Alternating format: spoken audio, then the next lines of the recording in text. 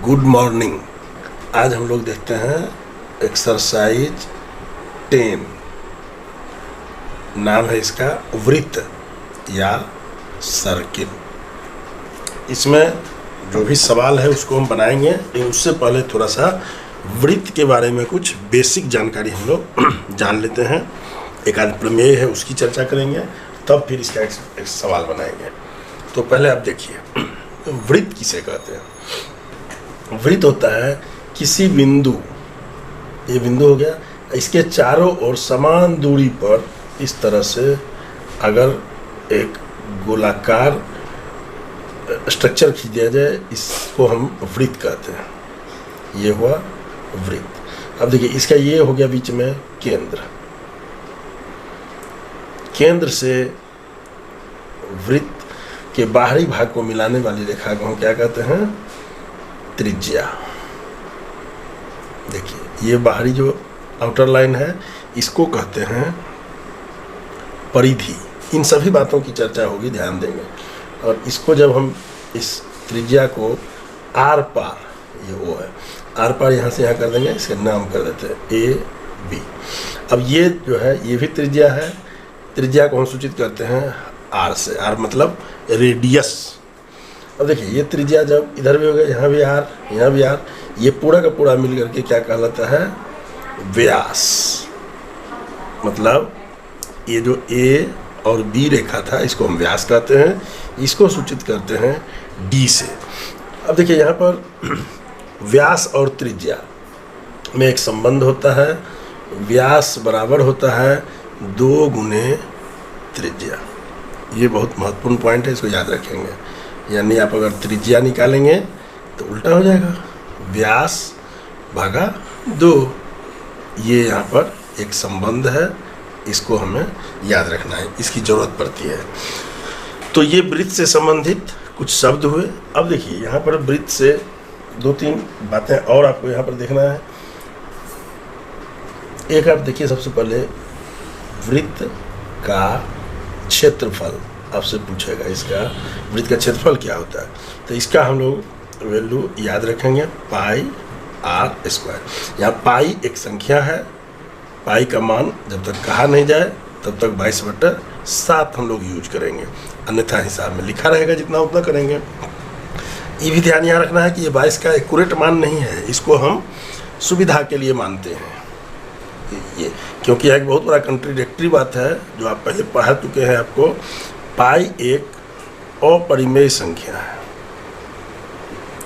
ये बहुत महत्वपूर्ण बात है। और जबकि 22/7 स्पष्ट रूप से एक परिमेय संख्या है। अब देखिए, ये दोनों तो बराबर हो नहीं सकता है, तो इसीलिए ये ध्यान, इसका कारण ये है कि ये जो मान है ना, ये विशुद्ध मान नहीं है, यह अध्ययन में सुविधा के लिए बनाया जाता है। दूसरा एक और फार्मूला आपको जरूरत पड़ेगा, वृत्त की परिधि।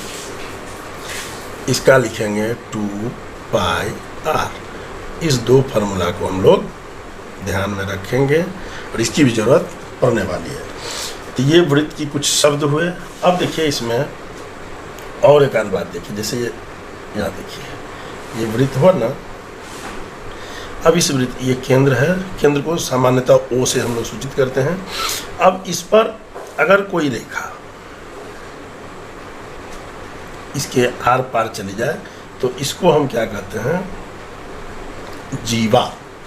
ध्यान रखेंगे, यह रेखा जो इसको आर पार चली जाए, वृत्त के परिधि पर 2 बिंदु पर टच करे, तो इसे कहते हैं जीवा। यह है केंद्र, ये बिंदु, और ये जीवा हो गई। यहाँ पर यह भी ध्यान दीजिए, इस जीवा से, जीवा के कारण यह वृत्त 2 भाग में बट गया, एक ये छोटा, एक ये बड़ा। इसका नाम क्या हो जाता है? लघु वृत्त। और आप एक लगा दीजिए इसमें खंड, लघु वृत्त खंड, वृत्त का छोटा टुकड़ा। स्वाभाविक है, इसका नाम हो जाएगा दीर्घ वृत्त खंड। ये सब वृत्त से रिलेटेड जानकारी है, इसको ध्यान रखना है। यहाँ पर एक और मिलती जुलती बातें देख लीजिए, जैसे ये वृत्त है, ये केंद्र है, आपको मालूम है ये क्या है? त्रिज्या है। ये ओ, ये मान लीजिए ए, ये देखिए एक और त्रिज्या। अब अगर यहाँ से हम इसको काट दें दो भाग में, तो ध्यान से देखिए, एक ये छोटा टुकड़ा निकला और एक ये बड़ा टुकड़ा निकला, तो ये भी दो भाग हो गया। इसका भी नाम अलग है, ये है त्रिज्य खंड, त्रिज्या के द्वारा खंड किया गया, ये भी है त्रिज्य खंड। फिर दोनों मंत्र क्या हुआ, तो ये बड़ा है तो इसका नाम रख दीजिए दीर्घ त्रिज्य खंड, और ये छोटा है तो इसका नाम लघु त्रिज्य खंड। तो ये त्रिज्य खंड, यहाँ वृत्त खंड, ये सभी शब्द आपको इसमें मिलेंगे। अब यहाँ पर एक और शब्द आएगा चाप। ये वृत्त है, ये उसका केंद्र है। अब अगर हम यहाँ से यहाँ तक का एक टुकड़ा इसको काट लें, तो ये जो परिधि का टुकड़ा है इसको हम कहते हैं लघु चाप, परिधि का टुकड़ा। तो स्वाभाविक है ये जो बड़ा वाला बच्चा, इसका क्या नाम हो गया, दीर्घ चाप। ये सब शब्द इसमें हमें ज़रूरत पड़ने वाली है, इसको ध्यान रखेंगे। अब थोड़ा सा और देखिए, जैसे ये वृत्त है, वृत्त है। अब यहाँ पर अगर एक रेखा यहाँ पर है, एक रेखा इसको क्रॉस करते हुए जा रही है और एक रेखा इसको सिर्फ छूती हुई चली गई। तीन रेखाओं के बारे में चर्चा सुनिए। ये ओ है, केंद्र है, ये वृत्त है। अब ये जो रेखाएं हैं, इन तीनों तीन तरह की रेखा है। ये पहली रेखा जो है, ये इसका नाम है अप्रतिच्छेदी रेखा। ये ए वाला क्या है, अप्रतिच्छेदी रेखा, मतलब यह वृत्त को कहीं पर टच नहीं कर रही। इसका क्या नाम हो जाएगा, ये बी मानिए। ये है, इसका नाम है छेदक रेखा या प्रतिच्छेदी रेखा। देखिए, छेदक रेखा, छेदक रेखा की विशेषता ये हमको अब इसमें पढ़नी होगी, क्योंकि यह वृत्त को टच कर रहा है। पहले हम लोग तीनों का नाम जान लें। चलिए, यह है सी, इसका नाम है स्पर्श रेखा, क्योंकि यह काट नहीं रही है बल्कि एक बिंदु पर टच कर रही है। और यह बिंदु जिस पर यह टच हो रहा है, इसका नाम है स्पर्श बिंदु। स्पर्श बिंदु क्या होता है, तो इस स्पर्श रेखा और वृत्त के बीच का उभयनिष्ठ बिंदु है। यह एक बिंदु होता है और इसी पर स्पर्श रेखा टच करती है।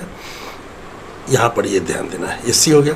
छेदक रेखा वृत्त को कितनी जगह पर छेद करेगी, मतलब टच करेंगे। तो ध्यान से देखिए, कोई भी छेदक रेखा किसी भी वृत्त को दो बिंदु पर, सिर्फ दो बिंदु पर टच करेगी। जैसा कि चित्र में आप देख रहे हैं, ए और बी, ये वृत्त की परिधि को दो बिंदु पर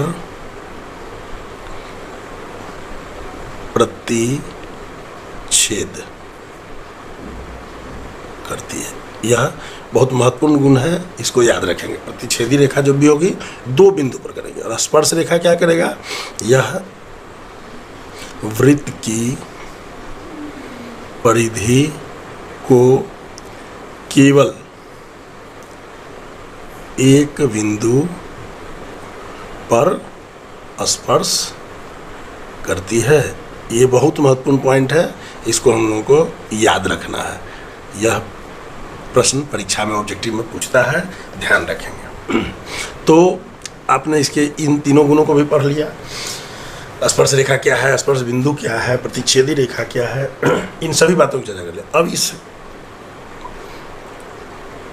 वृत्त अध्याय से रिलेटेड एक बहुत महत्वपूर्ण प्रमेय है, जिसका नाम है 10.1। प्रमेय 10.1, यह बहुत महत्वपूर्ण प्रमेय है। इस पूरे वृत्त में दो प्रमेय पढ़ना है, एक 10.1 और एक 10.2। इस दो प्रमेय को आप लोगों को इसको लाइन में लाइन याद भी रख लेना है। एक लाइन में इसका स्टेटमेंट याद पहले लिख देते हैं, उसको याद कर लीजिएगा, फिर समझा भी देते हैं। वृत्त के किसी बिंदु पर स्पर्श रेखा, स्पर्श बिंदु से, ये जो स्पर्श रेखा है, यह स्पर्श बिंदु से जाने वाली जो रेखा है या त्रिज्या है, जाने वाली त्रिज्या पर लंब होती है। यह बहुत महत्वपूर्ण गुण है, इसको याद रखेंगे। इसके हिसाब में बार बार इसकी चर्चा आएगी। इसकी दूसरी, इसको ऐसे समझिए ना, देखिए यह एक वृत्त हुआ, यह एक स्पर्श रेखा हो गया, यह केंद्र हुआ, केंद्र से इसको मिलाने वाली यह स्पर्श बिंदु है, स्पर्श बिंदु, और यह क्या है, त्रिज्या। ये दो चीज हो गया। अब यह जो त्रिज्या है स्पर्श बिंदु, ये वो केंद्र हो गया, इसको कहते हैं केंद्र। तो यह हमेशा यहाँ पर 90 डिग्री का कोण बनाएगा। यह स्पर्श रेखा है,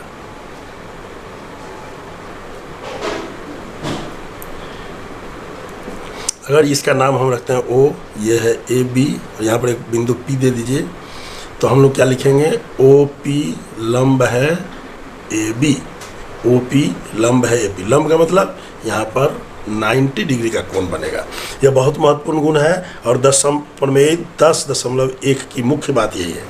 इसका दूसरा भी मीनिंग हुआ कि इस त्रिज्या पर, स्पर्श बिंदु से गुजरने वाली जो स्पर्श रेखा है, त्रिज्या पर भी लंब है, यानी देखिए PB लंब OP, ये जब इस पर लंब है ये भी इस पर लंब हो जाएगा।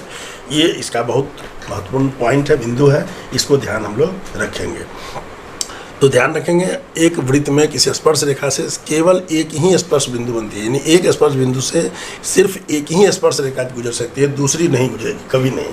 यह इसका महत्वपूर्ण बात है, और सदा के लिए प्रमेय का मतलब ही होता है ये स्वयं सिद्ध होता है। और हम लोग जहाँ कहीं भी सिद्ध करने या हिसाब बनाने क्रम में इस बात की चर्चा करेंगे, सीधे लिखेंगे प्रमेय 10.1, मतलब है कि हम इस बात की चर्चा कर रहे हैं कि उसकी जो त्रिज्या है वह उस पर लंब बना रही है स्पर्श रेखा पर। बस इसका मीनिंग सिंपल सा यही है। अब हम लोग इसका देखते हैं एक्सरसाइज 10.1 का सवाल। तो देखिए, तो अब हम लोग शुरू करते हैं इसका प्रश्नावली। एक्सरसाइज 10.1, एक्सरसाइज 10.1 देखिए, तो सिंपल हिसाब है, किसी वृत्त की कितनी स्पर्श रेखाएं हो सकती हैं, अभी दिखाते हैं, बताते हैं। दूसरा है ये फिल इन द ब्लैंक्स, ये सब को हम लोग बनाते हैं। पहला देखिए, किसी वृत्त की कितनी स्पर्श रेखा होती है। अब इसका ये वृत्त है, आपको मालूम है कि इस पर एक यहाँ स्पर्श रेखा दे दीजिए, यहाँ खींच दीजिए, यहाँ खींच दीजिए, यहाँ खींच दीजिए, यहाँ खींच दीजिए, मतलब आप जितना खींच सकते हैं, क्योंकि असंख्य स्पर्श बिंदु इस पर बन सकते हैं, और हर बिंदु से एक एक रेखा खींचा सकती है। इसका मतलब क्या हुआ, यहाँ पर अनंत की संख्या में या अपरिमित, जिसको आप कल्पना नहीं कर सकते हैं, उतनी रेखाएं आप खींच सकते हैं। बस एक लाइन में इसको देना, ये वृत्त था, ये उसका केंद्र था। दूसरा हिसाब देखिए, एकदम छोटा छोटा हिसाब है। दूसरा सवाल है, पहला, किसी वृत्त की स्पर्श रेखा उसे कितने बिंदुओं पर प्रतिच्छेद करती है। किसी वृत्त की स्पर्श रेखा कितने बिंदु पर करती है, हम लोग पढ़ चुके हैं अभी, एक और केवल एक, केवल एक बिंदु पर, एक और केवल एक, मतलब इसमें कभी भी एक से ज़्यादा नहीं होगा। स्पर्श रेखा उसे कितने बिंदु पर करेगा, कोई एक स्पर्श रेखा सिर्फ एक बिंदु पर प्रतिच्छेद करेगी। वृत्त को दो बिंदुओं पर प्रतिच्छेद करने वाली रेखा को क्या कहते हैं, अभी आप लोग देखे थे, ये वृत्त है, इसको ऐसी रेखा जो इसको दो बिंदु पर प्रतिच्छेद कर रही थी, ए और बी, इस रेखा का नाम क्या था, छेदक रेखा या प्रतिच्छेदी रेखा। तो इसका नाम हो जाएगा प्रतिच्छेदी, या आपको छेदक रेखा भी नाम लिख सकते हैं, दोनों नाम मिलेगा। तीसरा देखिए, एक वृत्त की कितनी समानांतर स्पर्श रेखाएं हो सकती हैं। देखिए, ये महत्वपूर्ण बात है। जैसे ये वृत्त हुआ ना, अब देखिए यहाँ पर हमने एक स्पर्श रेखा खींचा, ये हुआ, यहाँ से ये केंद्र लंबवत बनेगा, ये अगर बढ़ा देंगे तो व्यास हो जाएगा, पढ़े थे। फिर यहाँ पर एक स्पर्श रेखा बन सकता है जो इसकी लंब। तीसरा, कोई समानांतर नहीं बन सकता है। प्रश्न क्या था, एक वृत्त की कितनी समानांतर स्पर्श रेखाएं बन सकती है। तो ये सिर्फ दो, और केवल दो स्पर्श रेखा बन सकती है, यानी दो समानांतर स्पर्श रेखा होगी, बस, उससे ज़्यादा नहीं हो सकता। कहीं भी किसी बिंदु पर लेंगे तो उधर से, अगर इधर से लेंगे तो फिर उसके सामने समांतर बनेगी, यही स्पर्श रेखा। चौथा प्रश्न है, वृत्त तथा उसकी स्पर्श रेखा के उभयनिष्ठ बिंदु को क्या कहते हैं? ये वृत्त हुआ और इसके ये स्पर्श रेखा के बिंदु, उभयनिष्ठ बिंदु, इसको क्या कहते थे? स्पर्श बिंदु। तो यही आंसर हो गया, स्पर्श बिंदु। तो इस प्रकार से ये दूसरा सवाल में जो 4 थे, फिल इन द ब्लैंक्स, खाली जगहों को भरें, उसका हल हो गया। प्रश्न संख्या 3 देखिए, 5 सेंटीमीटर त्रिज्या, देखिए 5 सेंटीमीटर त्रिज्या वाले एक वृत्त के बिंदु P पर स्पर्श रेखा PQ, चित्र बनाइए पहले। एक ये, चलिए एक ये वृत्त बना दिए। वृत्त बनाने का काफ़ी प्रैक्टिस करना है, तब ये लगभग गोल हो पाता है। तो ये त्रिज्या है P, वृत्त के बिंदु P पर स्पर्श रेखा PQ केंद्र O से जाने वाली एक रेखा से Q बिंदु Q पर इस प्रकार मिलती है कि OQ बराबर 12 सेंटीमीटर। देखिए ये वृत्त है, इसका ये O है। अब यहाँ पर वृत्त के बिंदु P पर स्पर्श रेखा कहाँ है? P पर, ये P बिंदु हो गया। चलिए यहाँ से एक स्पर्श रेखा आपको मालूम है कि ये लंब होगा इस पर, ये मान लीजिए Q है, और यहाँ से जो इसको मिलाएंगे ये चर्च, तो ये तो आपको मालूम है कि ये लंब होगा, 90 डिग्री होगा। अब ये इसी त्रिभुज चर्चा कर रही है, तो इसमें से आपको ये मालूम है 5 सेंटीमीटर त्रिज्या वाले, यानी ये 5 सेंटीमीटर है। OP बराबर 5 सेंटीमीटर, ये क्लियर है। PQ से Q पर जाने वाली, देखिए PQ जो लिखा हुआ, ये कह रहा है केंद्र O से जाने वाली एक रेखा से बिंदु Q पर इस प्रकार मिलती है, इस रेखा में, कि OQ की लंबाई कितनी है? 12 सेंटीमीटर। 12 सेंटीमीटर, ये है 12 सेंटीमीटर। तो आपको क्या निकालना है? PQ की लंबाई कितनी है? PQ बराबर, और ये ऑब्जेक्टिव है, 4 इसमें ऑप्शन दिया हुआ है, इसको हम लोग को देखिए तुरंत निकाल। तो अब देखिए यहाँ पर आप देख रहे हैं कि त्रिभुज OPQ, ये त्रिभुज बना 3 रेखा से, में कोण P, ये जो कोण है बराबर 90 डिग्री है, यानी त्रिभुज OPQ एक समकोण त्रिभुज है। अब जब समकोण त्रिभुज है तो इसमें पाइथागोरस प्रमेय का नियम लागू हो जाएगा। तो पाइथागोरस प्रमेय के अनुसार, अब यहाँ पर देखिए ये केंद्र O है 90 डिग्री, तो P के सामने की जो भुजा है यानी OQ, ये बराबर कर्ण हो गया। फिर OP ये आधार हो गया, नहीं OP लंब हो गया, OP लंब हो गया, और PQ ये आधार हो गया। और हम लोग को मालूम है कि पाइथागोरस प्रमेय के हिसाब से लंब, आधार और कर्ण में, समकोण त्रिभुज में एक संबंध होता है। संबंध क्या होता है पाइथागोरस प्रमेय के अनुसार? हमें निकालना क्या है? PQ यानी आधार। तो देखिए आधार स्क्वायर जोड़ लंब स्क्वायर बराबर कर्ण स्क्वायर। हम लोग को जरूरत है आधार स्क्वायर की, तो आधार स्क्वायर बराबर कर्ण स्क्वायर, आइए उधर जाएगा तो क्या हो जाएगा? लंब स्क्वायर। मान दे दीजिए इसको, कर्ण का मान यहाँ कितना है? ये देखिए OQ square minus OP square, यानी 12 स्क्वायर माइनस 5 स्क्वायर, यानी 144 माइनस 25। अब इसको जब हम घटाएंगे ये आ जाएगा। अब यहाँ देखिए, इसलिए ये तो आधार स्क्वायर था, आधार लेंगे तो इधर रूट लग जाएगा, और इसको घटा देंगे ये 9, और ये आ जाएगा 19।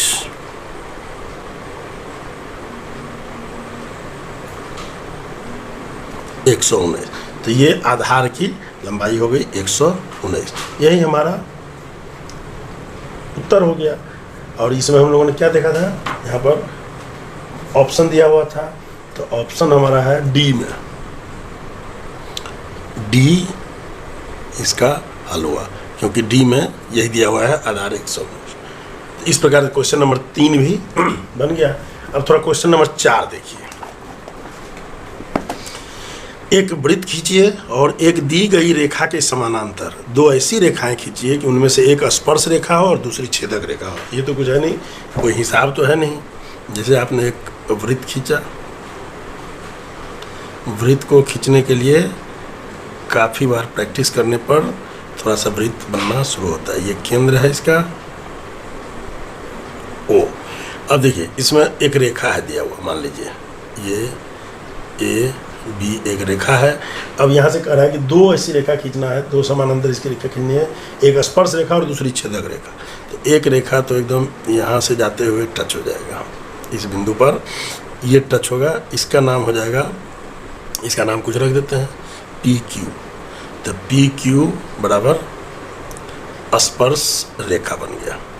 और इसी के समानांतर एक और रेखा खींच दीजिए, ये इसका नाम आर एस। तो आर एस जो है यह हो जाएगा, दो बिंदु पर छेद कर रहा है, टच कर रहा है, तो इसका नाम हो जाएगा छेदक रेखा। तो इस प्रकार इस एक्सरसाइज का सारा हिसाब बन गया, तैयार हो गया। अब हम लोग मिलेंगे अगले पार्ट में एक्सरसाइज 10.2 के सवालों के साथ। तब तक आप इसको स्टडी कीजिए। कहीं भी कोई दिक्कत हो कमेंट सेक्शन में आप प्रॉब्लम लिखिए, उसको दूर किया जाएगा। और आप इसको देखते रहिए, लगातार लाइक कीजिए, शेयर कीजिए